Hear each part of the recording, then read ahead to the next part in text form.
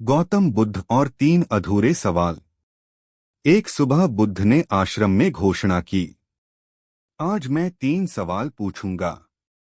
जो सही जवाब देगा उसे कुछ नहीं मिलेगा। शिष्य हैरान, कुछ नहीं? पहला सवाल था, सबसे भारी चीज क्या है? एक बोला, पहाड़। दूसरा बोला, हाथी। बुद्ध ने सिर हिलाया, नहीं। दूसरा सवाल, सबसे तेज क्या है? एक बोला, हवा। दूसरा बोला, सोच। बुद्ध बोले, नहीं। तीसरा सवाल, सबसे पास क्या है? सब चुप। बुद्ध मुस्कुराए और बोले, पहले का जवाब, जो छोड़ नहीं पाते। दूसरे का जवाब, जो रोक नहीं पाते। तीसरे का जवाब, जिससे भाग नहीं सकते। शिष्य उलझ गए। बुद्ध बोले, भारी है अहंकार, तेज है डर, और सबसे पास यह पल। फिर बोले, अब इनसे दूर रहो। एक शिष्य बोला, गुरुदेव यह कैसे होगा? बुद्ध हंस दिए, देखो। अब चौथा सवाल शुरू हो गया। सारे शिष्य हंस पड़े। सीख मजेदार तरीके से। असली बोझ दिखता नहीं, डर सोच से भी तेज भागता है। वर्तमान से कोई नहीं बचता। बुद्ध के इतना कहते ही आश्रम में एक अजीब सी शांति छा गई। शिष्य एक दूसरे का चेहरा देखने लगे, जैसे सबके मन में अलग अलग सवाल दौड़ रहे हों। तभी एक शिष्य बोला, गुरुदेव, अगर अहंकार इतना भारी है तो इसे उठाए बिना चल कैसे रहे हैं? बुद्ध ने जमीन से एक सूखा पत्ता उठाया, उसे हथेली पर रखकर बोले, यह भारी है? शिष्य बोला, नहीं। बुद्ध ने वही पत्ता शिष्य की आंखों पर रख दिया।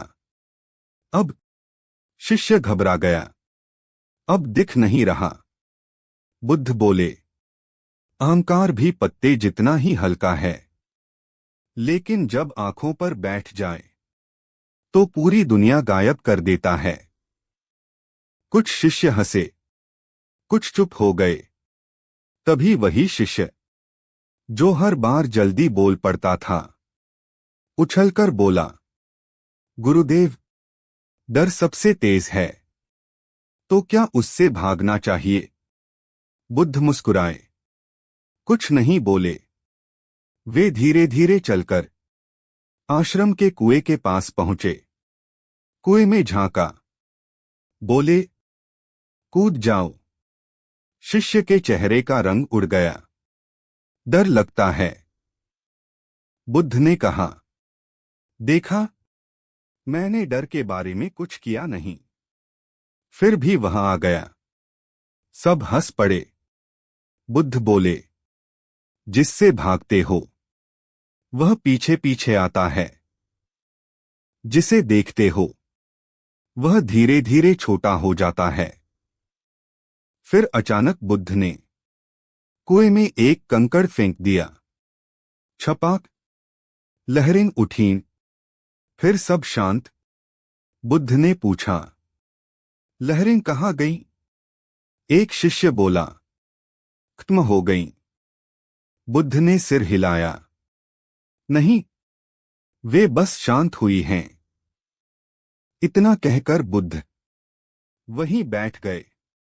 शिष्य इंतजार करने लगे, क्योंकि उन्हें समझ आ गया था अगला सवाल अब बुद्ध नहीं, उनका मन पूछने वाला है। बुद्ध के बैठते ही कुएं के पास पूरी तरह सन्नाटा छा गया। कोई शिष्य बोलने की हिम्मत नहीं कर रहा था। कुछ देर बाद एक बहुत ही शांत स्वभाव वाला शिष्य धीरे से बोला, गुरुदेव, अगर डर, अहंकार और यह पल सब हमारे भीतर हैं तो बाहर हम क्या ढूंढते रहते हैं? बुद्ध ने आंखें खोली। उन्होंने पास पड़ी मिट्टी की ढेली उठाई और शिष्य की ओर बढ़ा दी। इसे तोड़ो। शिष्य ने ढेली तोड़ दी। वह चूर चूर हो गई। बुद्ध बोले, अब बताओ, ढेली कहाँ गई? शिष्य बोला, मिट्टी बन गई।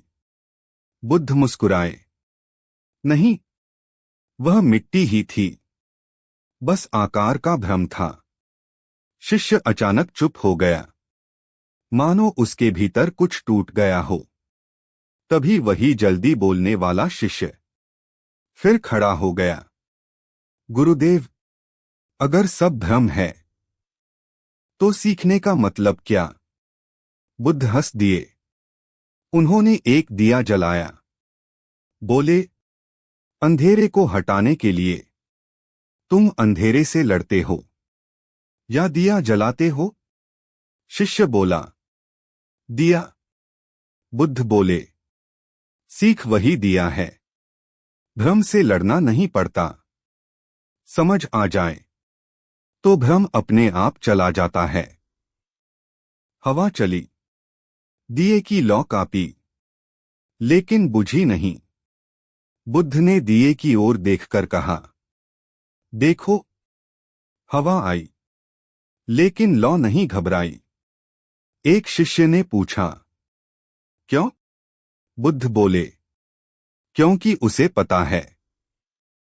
वह क्या है? फिर बुद्ध खड़े हुए और आश्रम की पगडंडी पर चलने लगे।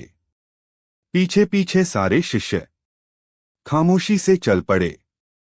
किसी ने महसूस किया, आज सवाल कम हैं, और भीतर कुछ अजीब सी स्पष्टता ज्यादा। चलते चलते बुद्ध रुके और बिना पीछे देखे बोले, जो चल रहा है वही सीख रहा है। शिष्य समझ नहीं पाए कि यह कथन था या फिर नया सवाल। बुद्ध के रुकते ही पगडंडी पर चल रहे शिष्य भी ठिठक गए, लेकिन किसी ने सवाल नहीं किया। यह पहली बार था जब सवाल मन में थे पर होंठ चुप थे। बुद्ध ने जमीन पर पड़ी एक टूटी हुई चप्पल देखी, उसे उठाया और बोले, यह किसकी है? एक शिष्य बोला, शायद किसी यात्री की। बुद्ध ने चप्पल को उल्टा रख दिया और पूछा, अब? शिष्य बोला, अब पहनने लायक नहीं। बुद्ध मुस्कुराए, जिंदगी भी ऐसी ही है। सीधी हो तो चलती है, उल्टी हो जाए तो बोझ बन जाती है। तभी एक शिष्य बोला, गुरुदेव, जिंदगी उल्टी कैसे हो जाती है? बुद्ध ने शिष्य की ओर देखा और बिना जवाब दिए उसके हाथ में वही चप्पल पकड़ा दी। अब इसे सिर पर रखो। शिष्य घबरा गया। सिर पर? बुद्ध बोले, हाँ, अगर पैर की चीज सिर पर रखोगे तो दुनिया उल्टी ही लगेगी। कुछ शिष्य हंस पड़े, कुछ चुपचाप सोच में डूब गए। फिर बुद्ध बोले, जब इच्छाएं जरूरतों से ऊपर बैठ जाती हैं, तब जीवन उल्टा हो जाता है। थोड़ी देर बाद आश्रम के द्वार से एक भिखारी अंदर आया। शिष्य उसे देखने लगे। कुछ ने मुंह फेर लिया। बुद्ध आगे बढ़े और भिखारी से बोले, क्या चाहिए? भिखारी बोला, कुछ भी दे दो। बुद्ध ने उसकी झोली ली और खाली कर दी। शिष्य हैरान, भिखारी चौंक गया। यह क्या किया? बुद्ध शांत स्वर में बोले, अब इसमें कुछ रखा जा सकता है। भिखारी कुछ पल चुप रहा, फिर हंस पड़ा। वह बिना कुछ लिए मुस्कुराता हुआ चला गया। शिष्य उलझ गए। एक ने पूछा, गुरुदेव, यह क्या था? बुद्ध बोले, जब तक हाथ भरे रहते हैं कुछ नया आ नहीं सकता। हवा में फिर वही शांति फैल गई। किसी शिष्य को लगा, आज उसने कुछ पाया नहीं, पर भीतर बहुत कुछ छूट गया। बुद्ध आकाश की ओर देखने लगे, जैसे अगला सवाल अब शब्दों का नहीं, अनुभव का हो। भिखारी के चले जाने के बाद आश्रम में अजीब सी हलचल थी। बाहर सब शांत, अंदर बहुत कुछ हिल रहा था। बुद्ध अभी भी आकाश की ओर देख रहे थे। एक शिष्य ने हिम्मत करके पूछा, गुरुदेव, आप आसमान को क्यों देख रहे हैं? बुद्ध ने बिना नजर हटाए कहा, क्योंकि वहां कोई सवाल नहीं करता। शिष्य मुस्कुरा दिए। तभी बुद्ध ने जमीन पर पड़ी एक लकड़ी की छड़ी उठाई और रेत पर एक सीधी रेखा खींच दी। इसे छोटा करो, बुद्ध ने कहा। शिष्य सोच में पड़ गए। एक बोला, मिटा दें? बुद्ध बोले, नहीं, बिना छुए। सब चुप। तभी एक शिष्य आगे बढ़ा और उस रेखा के पास एक और लंबी रेखा खींच दी। बुद्ध मुस्कुराए। अब पहली रेखा अपने आप छोटी हो गई। बुद्ध बोले, जिंदगी में भी यही है।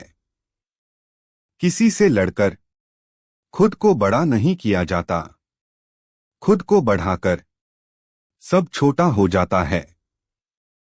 शिष्य यह सुनकर खुद को देखने लगे। फिर बुद्ध ने छड़ी एक बच्चे को दे दी, जो पास ही खेल रहा था। बोले, इसे फेंक दो। बच्चे ने छड़ी फेंकी और हंसता हुआ दौड़ गया। बुद्ध ने शिष्यों से पूछा, तुम क्यों नहीं हंसे? एक शिष्य बोला, हम सीख रहे थे। बुद्ध हंस पड़े और वही भूल रहे थे। उन्होंने कहा, जो सीखते सीखते हंसना भूल जाए, वह ज्ञान जमा करता है, जीवन नहीं। तभी दूर से मंदिर की घंटी बजी। Ton ton.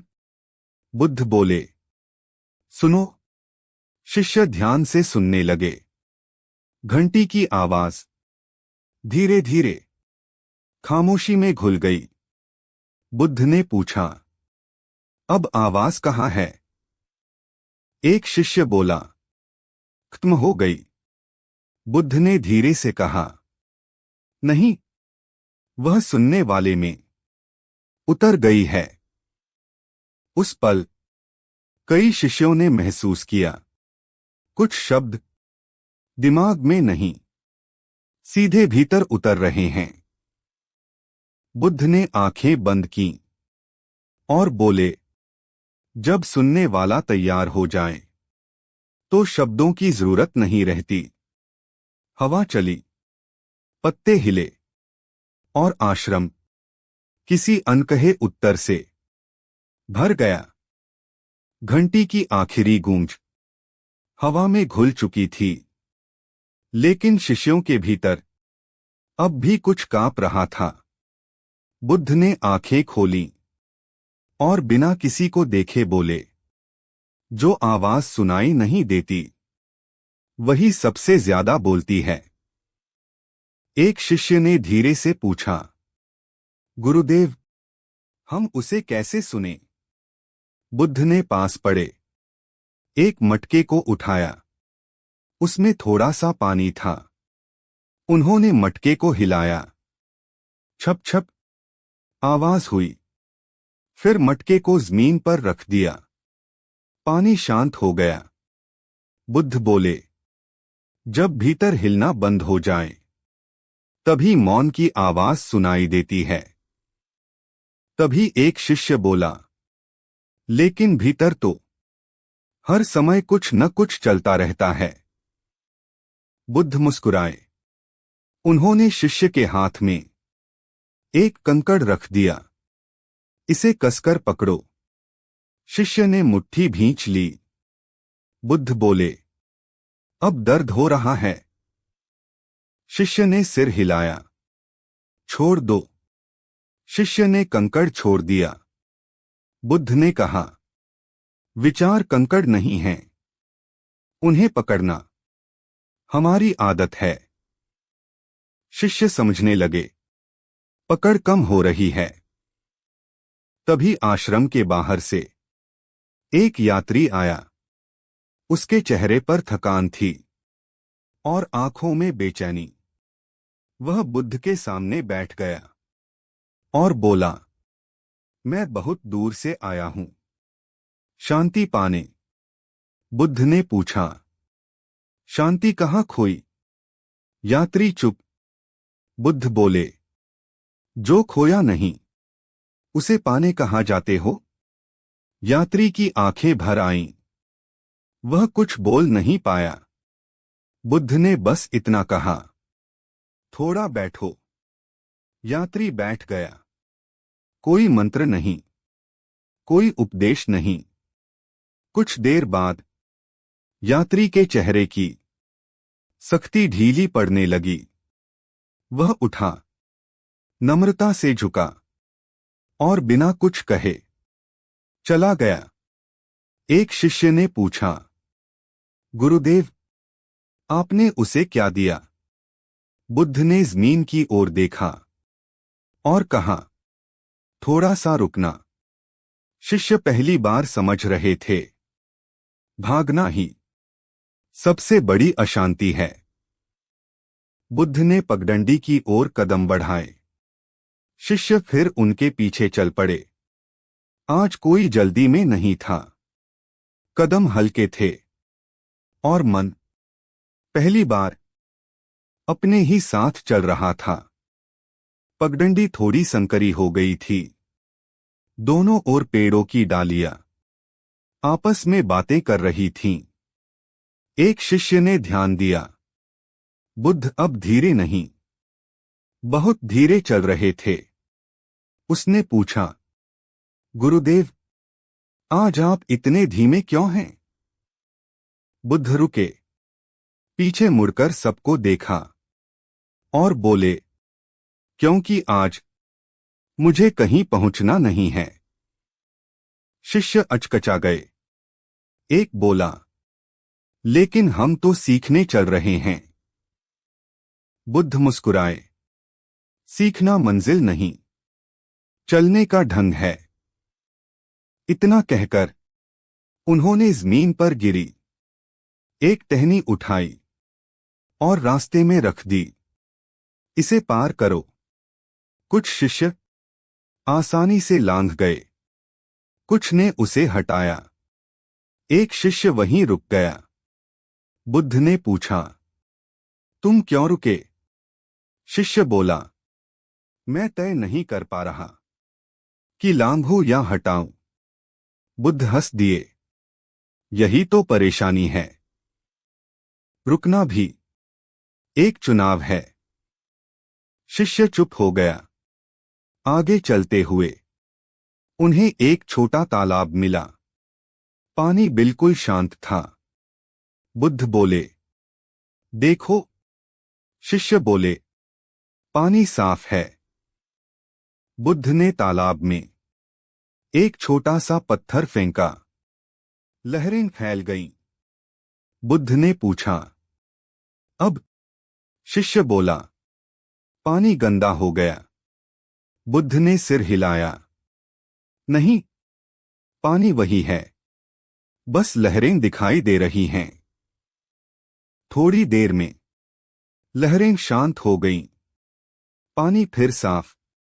बुद्ध बोले, मन भी ऐसा ही है। विचार आते हैं तो तुम कहते हो मन खराब हो गया। असल में वह बस हिल रहा होता है। एक शिष्य ने धीमे से कहा, तो हमें क्या करना चाहिए? बुद्ध ने तालाब की ओर देखकर कहा, कुछ नहीं। पानी रहने दो। हवा चली। तालाब की सतह पर पेड़ों की परछाइयां नाचने लगीं। बुद्ध बोले, देखो, परछाइयां आईं, पर पानी ने उन्हें पकड़ा नहीं। शिष्यों को लगा, आज उन्हें कुछ सिखाया नहीं गया, बस दिखाया गया है। सूरज अब ढलने लगा था। आकाश के रंग बदल रहे थे। बुद्ध ने धीरे से कहा, जब दिन जाता है तो रात आती है। कोई शिकायत नहीं करता। फिर शिष्यों की ओर देखा और पूछा, तो तुम बदलाव से इतना डरते क्यों हो? कोई जवाब नहीं आया, लेकिन कई मनों में डर थोड़ा ढीला